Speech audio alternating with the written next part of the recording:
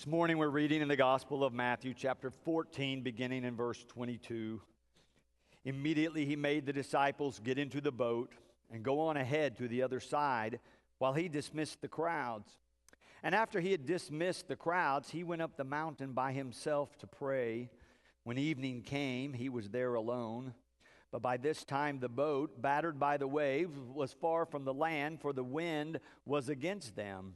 And early in the morning he came walking toward them on the sea.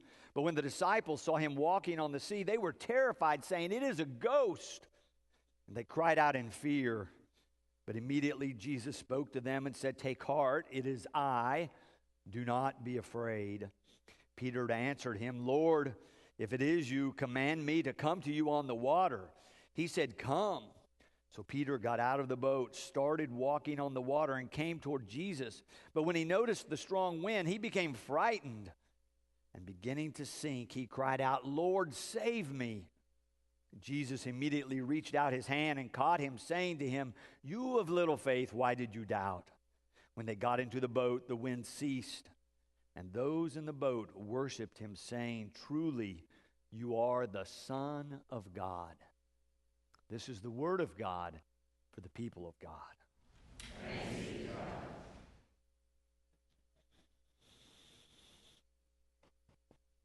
Several years ago, some friends of ours gave us the gift of a free week in their condo in Santa Fe, New Mexico. Our children were still in elementary school, so we waited till summer and then took a family vacation for a week in Santa Fe. You know, they have wonderful art museums and lots of jewelry shops and art shows, and it was all terrific. But when your children are this size, that gets old pretty quick. So we began looking for something more exciting to do. We found that they have hot air balloon rides out there. So we looked through the yellow pages.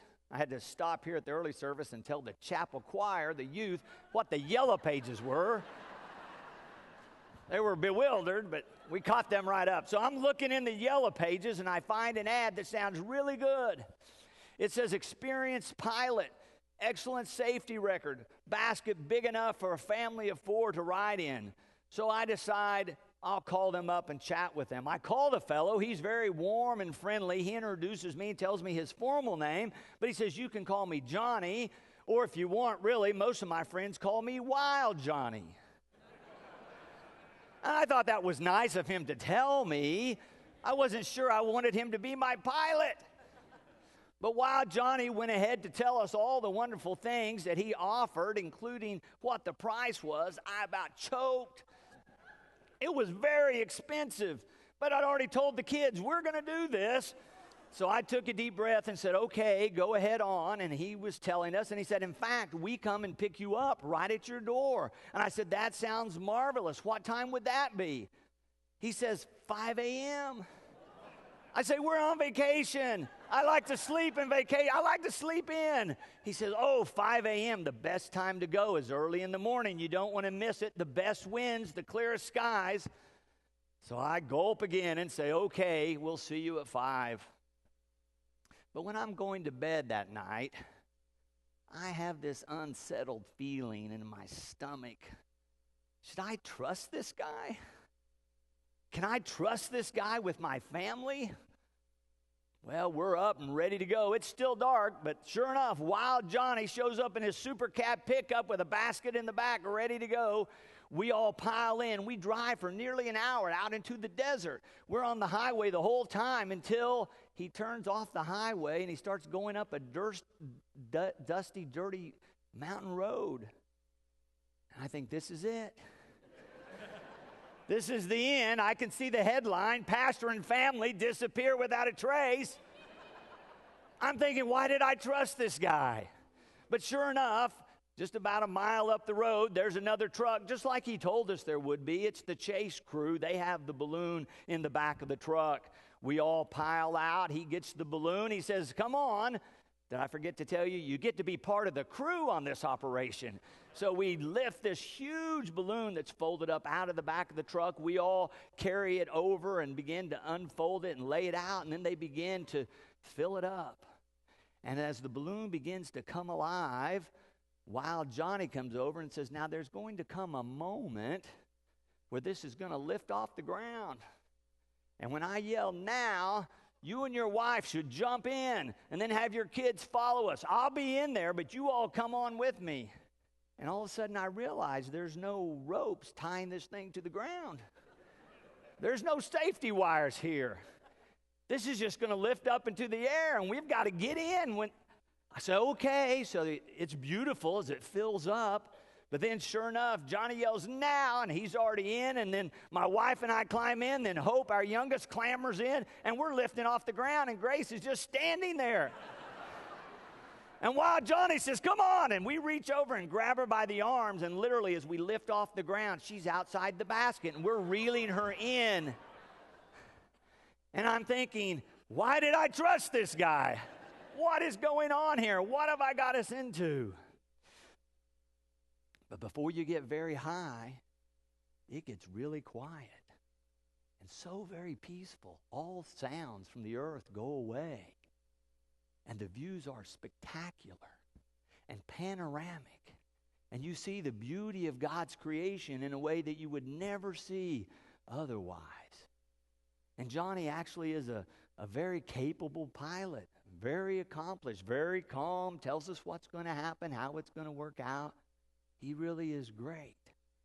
But there's a part of me that's still wondering if we should be here, because the sides of that basket that I thought would be about this high are really about this high.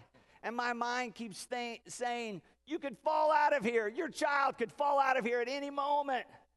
I mean, it's really stimulating that part of my mind that weighs risk against reward.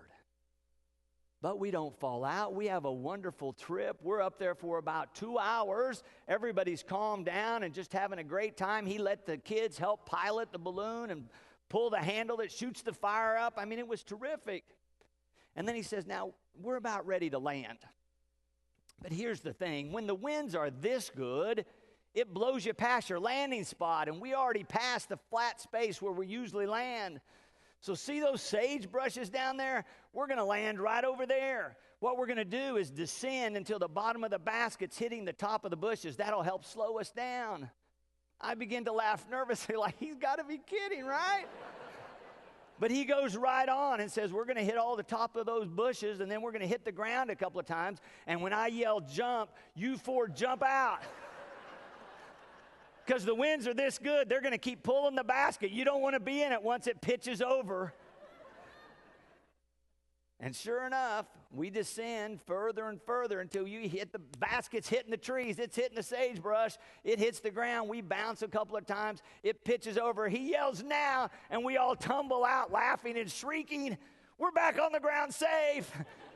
We've made it. It's a wonderful trip.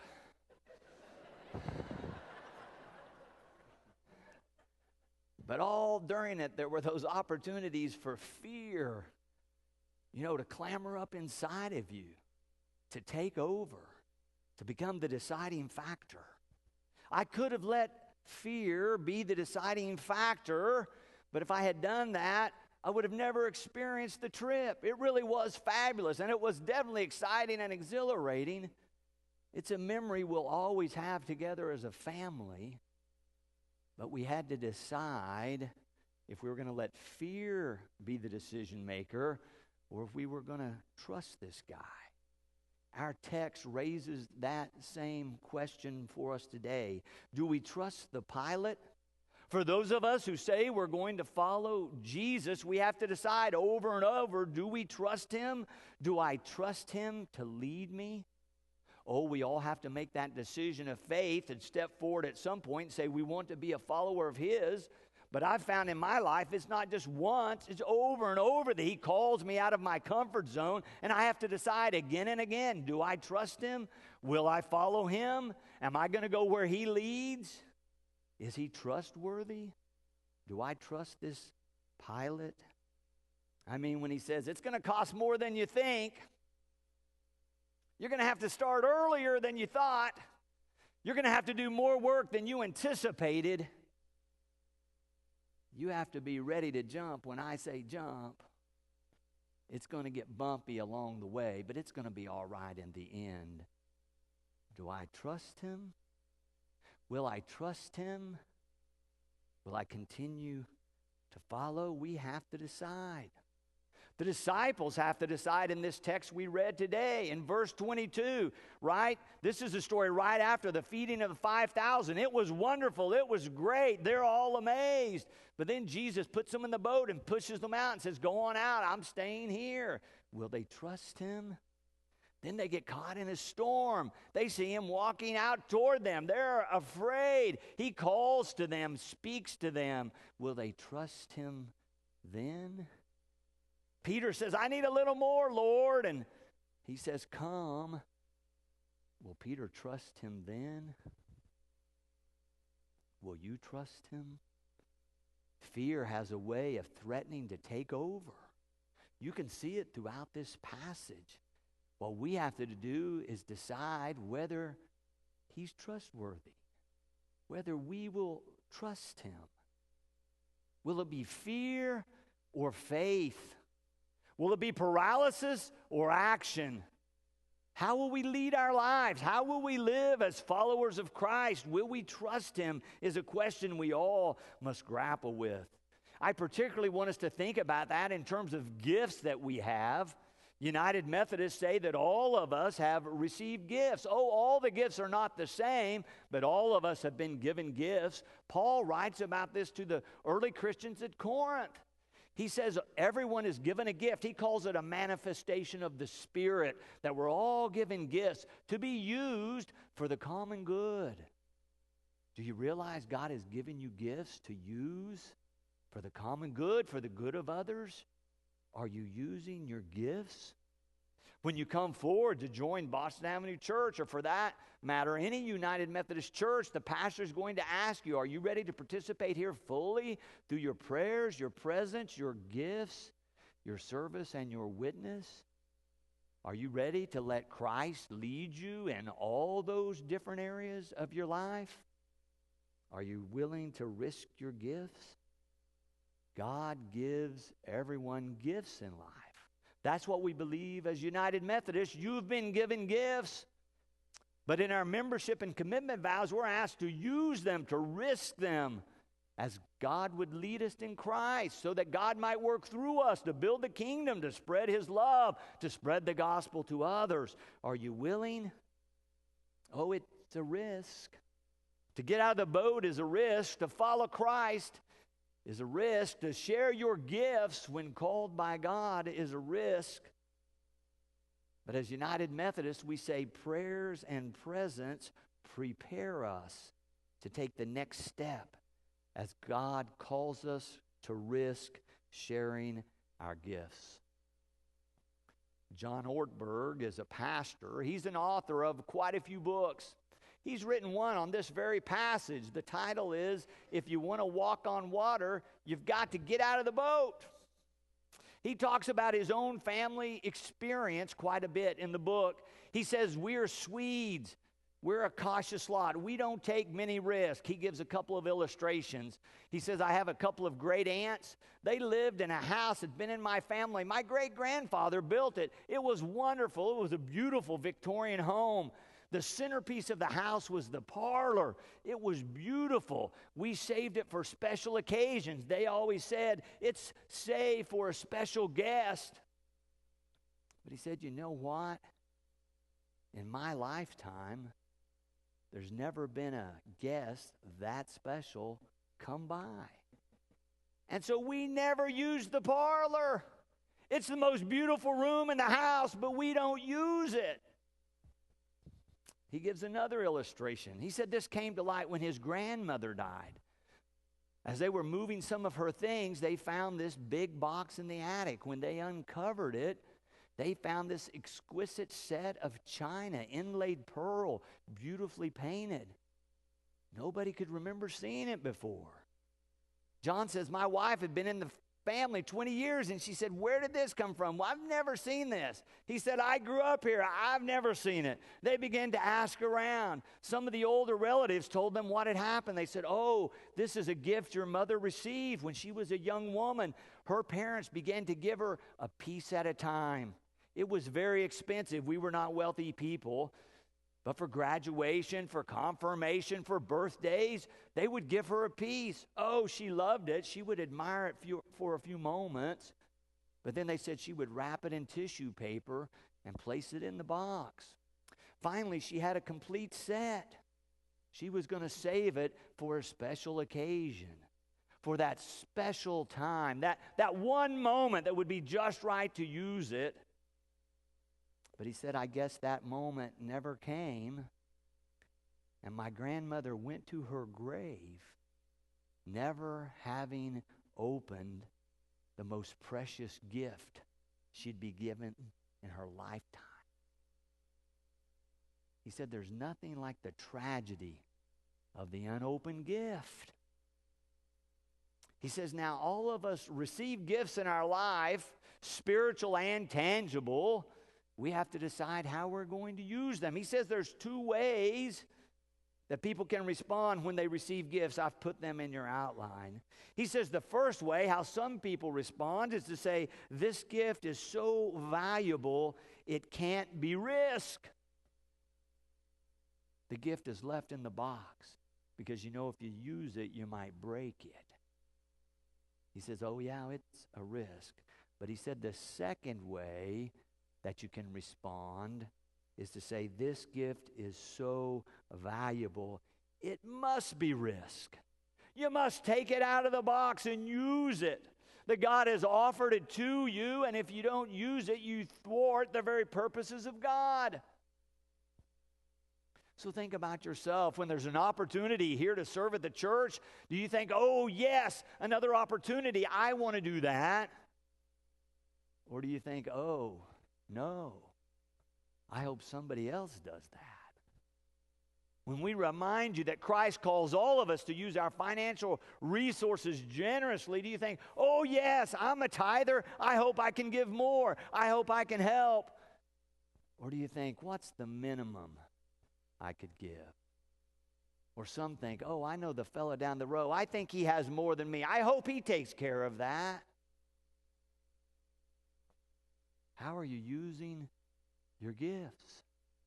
If God has given all of us gifts, it's important for us to think about, how are we using them?